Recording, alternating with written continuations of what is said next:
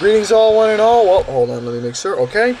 Yeah, sorry about that. To make sure that my camera on my phone was not in full screen, so it would only point at my nose and face or whatever. But anyways, greetings all one and all. Welcome to another, let's just say, another tape here on the network for your entertainment viewing pleasures. And for this, it's time to review pretty much one of the greatest movies of all time. Pretty much, you can say two words. Before American Pie, before, what was that other one you said? Before American Pie? Superbad. Superbad. And yes, we got the guy who I don't need to announce with me as well. Yes, folks. When a man named George Lucas, before he was fucking up like crazy, this dude was a talented man. He was one of the best filmmakers around. He's the guy behind Star Wars. The guy behind one of the main attributes behind Indiana Jones, and this film we're talking about. This is a movie that came out in the late '70s, and it's called American Graffiti. American Graffiti. The movie a film that takes multiple characters, multiple storylines. They interact with each other, and it's just about one night and how they're gonna try to make it the best night as they can. And let's just say this movie is a masterpiece. It is a masterpiece. It captures all the great vibes that many people grew up, and it never gets old. No. But anyways, look at all the. Alright, here's the movie. It takes place in August of 1962. Yep.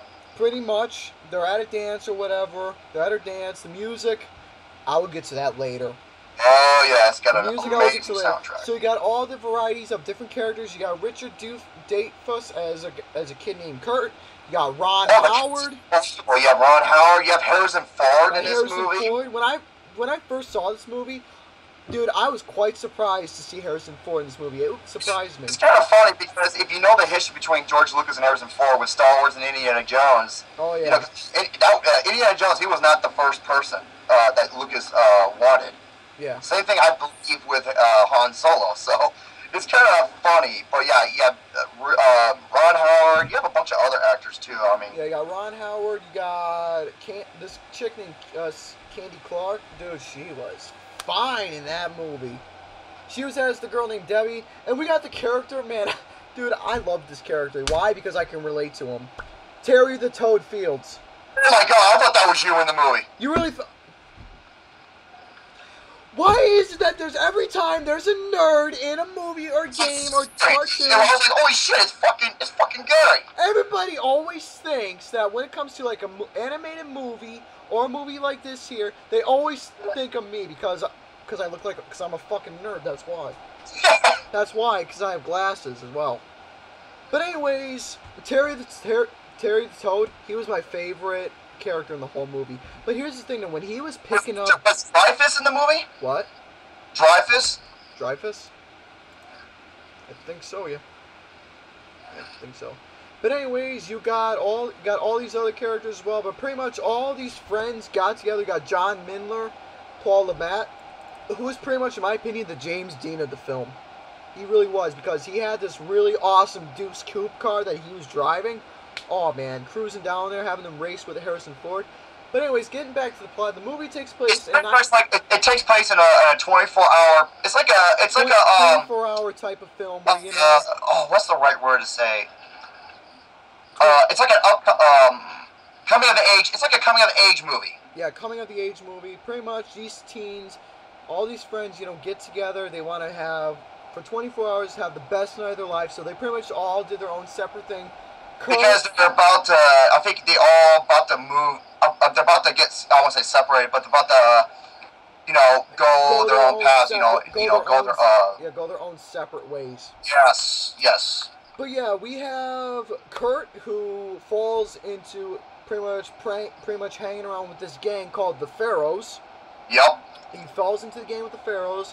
It just fucking confuses me that this is George Lucas, who, now he's fucking horrible, but back then he was like one of the original kings of filmmaking. It's just ironic. You got Kurt, who hangs around with his gang for a little while. Then you got the James Dean in the movie, Mindler, who picks up this young girl who's about 16 or 15, pretty much, who has that, 1960s or 1950s slangs with the sense of humor, the cockiness and sense of humor, which I absolutely loved in the movie because of the cockiness and the arrogance, pretty much of teens, and especially during that time period, which it was unbelievably awesome. So yeah, he picks up this teen. He has a race with Harrison Ford in the movie, which was unbelievable, and later in the unbelievable. There's like multiple storylines going on at once. Multiple storylines to see what each character of the movie is up to, trying to have fun in their own way in the last 24 hours. Then you got yours truly in the movie, the Toad.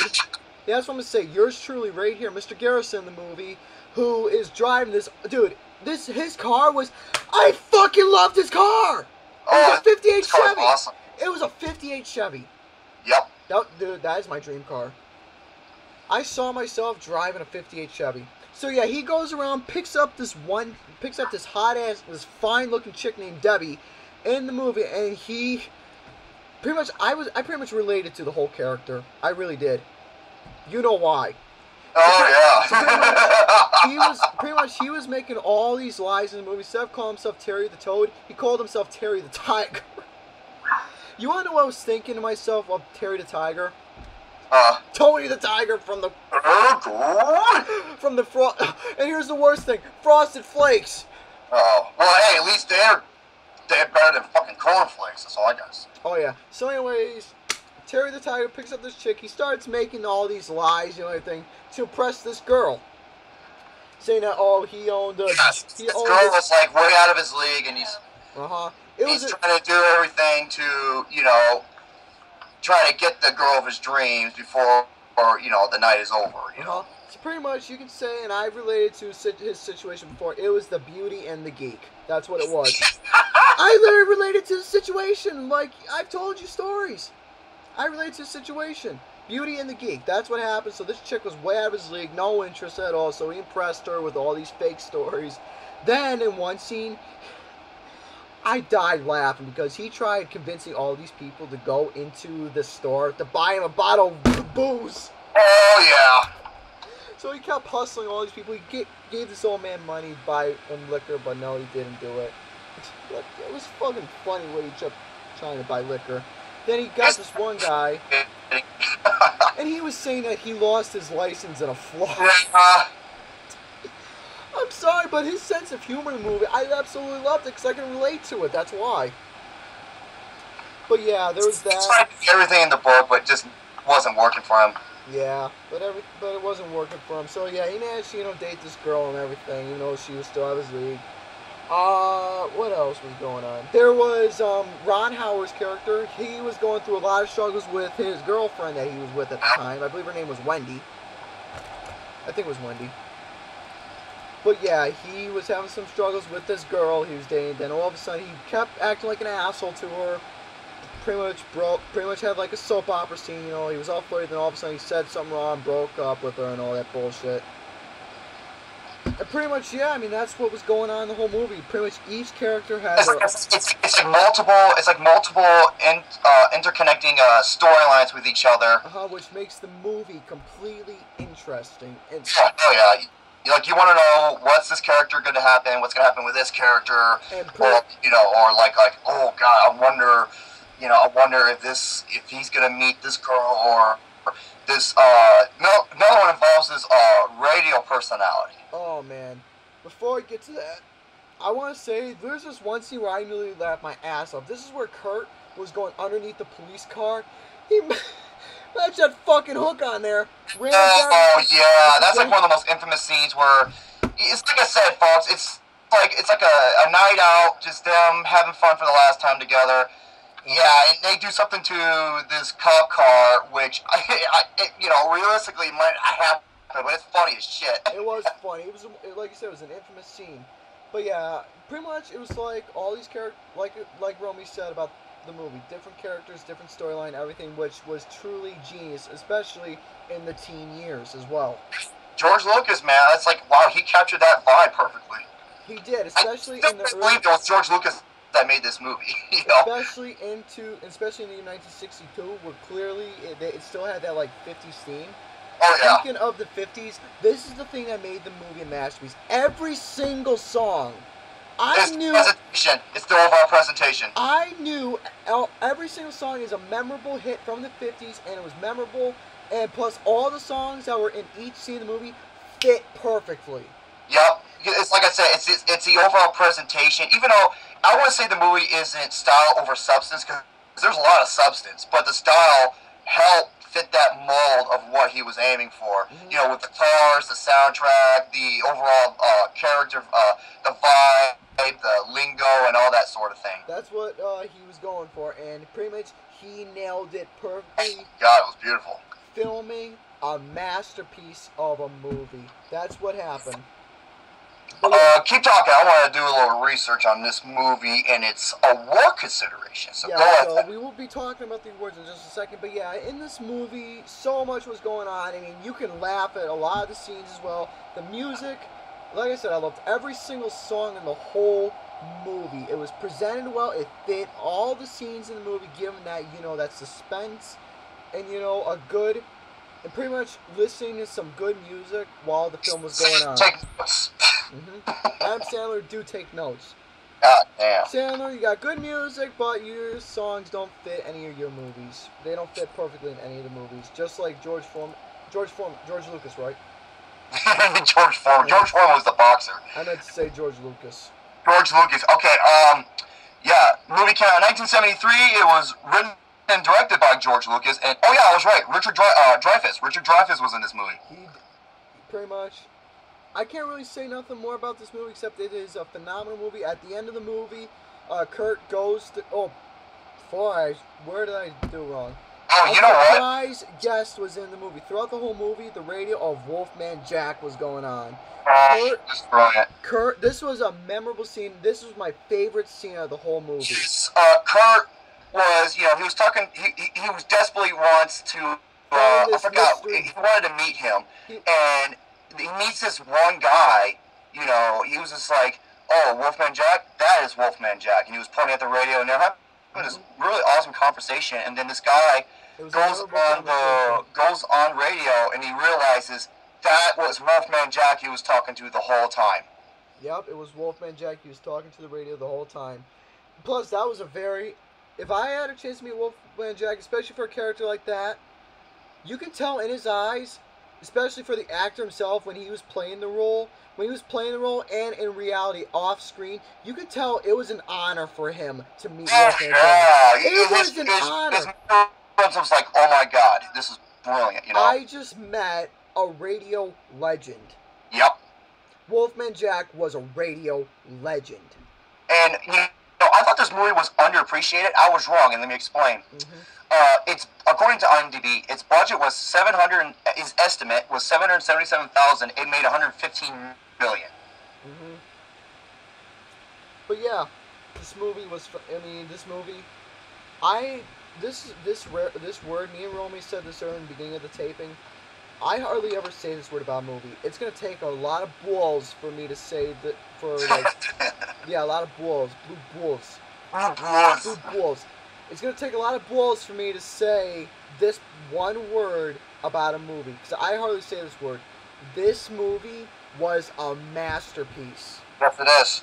It's one of the greatest movies ever. It's one of the original coming of age films. You know, a bunch of kids graduate out of high school. They want to have the time of their life before they go their separate ways. And not only did this movie was a financial success, it was a critical success. Because 95% on Rotten Tomatoes. Actually, according to this is IMDb. Well, this is Wikipedia. It says 97 here, but you said 95. Every critic, Roger Ebert, and all the above praised the film for its presentation, storylines, and character chemistry. Also, according to the 1998 version of the American Film Institute, they named this the 77th greatest movie of all time. And when they did the 10th anniversary version of the AFI, they named it the number 62. And even director David Fincher, I know he's going to be laughing when I say that name, David Fincher, he credited American Graffiti as a visual influence for Fight Club. Oh, yes. Yeah, so, and what about, tell us about the awards, the nominations for the awards. Yeah, I'm looking for that, but okay, this movie came out in 1973, so let me go to 1974 Oscars. Let me try that. But yeah, as soon as I saw this movie, I mean, I was told earlier, and this is one thing, and here's the story, I saw this movie today. I was told earlier, Gary, I got a movie on the TV that you're gonna absolutely love. As soon as the movie was shown to me and I watched the whole thing from beginning to end, I fucking loved this movie. Okay, this film was nominated. The movie The Sting. This is the movie that was, you know, sweeping like the major, like the best director and best picture. It was nominated for best picture, nominated for best director for George Lucas. Let me see what else. Best supporting. It was nominated for best original screenplay. You know, George Lucas was one of the writers, along with Gloria Katz and Willard Huyck. And I'm trying to see if there's was there any cinematography or anything else, or best original. Nope, nothing for best original song from what I'm seeing. Wow, nothing for cinematography for that movie. I'm surprised. So yeah, it was nominated for, you know, it was nominated for the main key, and best film editing. So best film editing, best original screenplay, best director, and best picture. That was the main nominations. Mm-hmm. So yeah, folks, if you haven't seen this movie, please watch it. Watch one of the original coming of age stories with amazing presentation and awesome soundtrack and great character chemistry for what it was presented. This is one of the best movies ever made. Mm-hmm. George Lucas back in his day was a fucking beast, along with Star Wars and Indiana Jones. This is a 10 out of 10 movie. Go see this movie. So anyways, pretty much Romy put the icing on the cake for that, but as for my thoughts, this was pretty much that big word, and literally when I review movies, that right there is the top of the list word for me when it comes to movies. Masterpiece. Masterpiece is the top word. And you know the funny thing is, it starred a lot of actors, which later on in life became huge. Huge stars. You know, Harrison Ford played a part in this. You have Richard Dreyfuss, Ron Howard. You know, he was in Happy Days. He became one of the most acclaimed film directors. Mm-hmm. Mackenzie Phillips, Wolfman Jack, and a bunch of others, man. Most of those big names. Also, guess who produced this film? Who? Francis Ford Coppola. Damn. Known as one of the greatest film directors of all time. He did Apocalypse Now, the Godfather movies. Godfather. So yeah, he was the one who directed. You know, the third movie doesn't count, so. No. But yeah, he directed the first two Godfather movies, one of the greatest films ever. So yeah, folks, you can't go wrong with this film. Mm-hmm. It's impossible to. So yeah, anyways, about this movie, I'm gonna tell you right now, the storylines between the different characters, the time setting, the vibes, the pretty much making you feel like you were actually in that decade. The music was well produced for each scene of the movie. It was pretty much. I cannot speak. It was produced. It was produced properly in each scene of the movie, between each scene.